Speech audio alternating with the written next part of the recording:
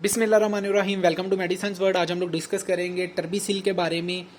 इसके अंदर इंग्रेडिएंट कौन सा मौजूद है, किस क्लास से बिलोंग करता है, इसके यूजेस क्या हैं, इसके कॉमन साइड इफेक्ट्स क्या हैं, इसके काम करने का तरीका क्या है, इसकी डोसेज क्या है और इसकी कॉन्ट्राइंडिकेशंस क्या हैं।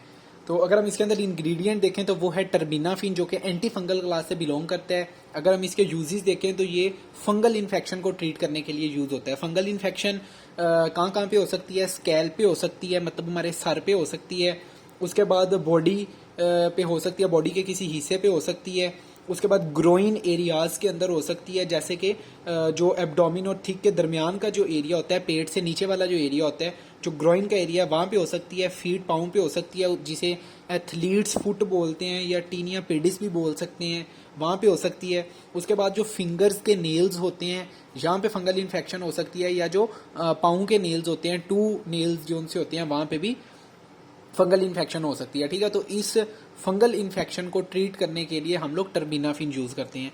टर्बिनाफिन हमारे पास औरल टैबलेट फॉर्म में भी अवेलेबल होती है, क्रीम फॉर्म में भी अवेलेबल है, स्प्रे फॉर्म में भी अवेलेबल है। अगर हम देखें कि टर्बिनाफिन काम किस तरह से करती है, तो ये एक इंजाइम होता है स्क्वालिन मोनोऑक्सीजिनेस, ये उसे इनहिबिट कर देती है। इसकी वजह से जो स्टीरोल की सिंथेसिस होती है फंजाई के अंदर, वो रुक जाती है।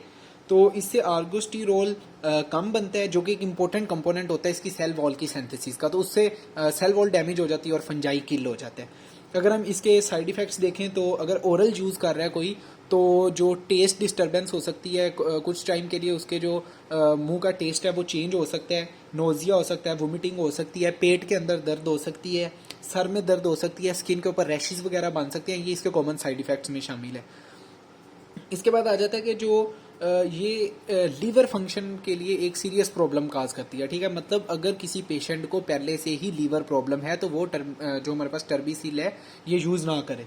ठीक है, उसके बाद आ रहा है कि ये मेडिसिन जोन सी है, अगर इसे पेशेंट यूज़ करता है और थोड़े अरसे बाद छोड़ देता है, ठीक है, तो बहुत ज़्यादा चांसेस हैं कि फंगल इन्फेक्शन दोबारा वापस आ जाए। ठीक है, तो इसलिए डॉक्टर जितने अरसे तक जितनी डोज प्रिस्क्राइब करता है उसे मुकम्मल यूज़ करना है।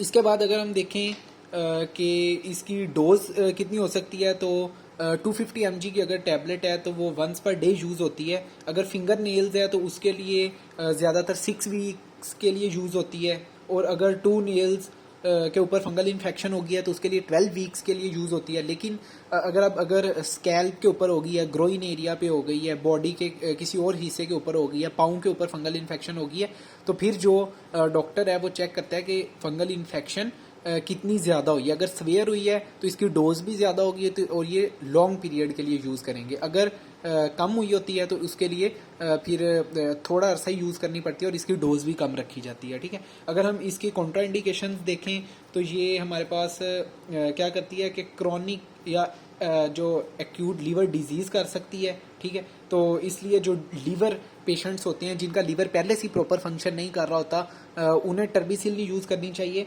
और अगर कोई पेशेंट टर्बिनाफिन से एलर्जिक है तो ये इन 2 केसेस के अंदर ये कॉन्ट्राइंडिकेटेड होती है। और इसकी अगर हम देखें कि सक्सेस रेशो कितनी है, तो ये 70 से 90% जो टर्बिनाफिन है इसकी सक्सेस रेशो है। Thank you.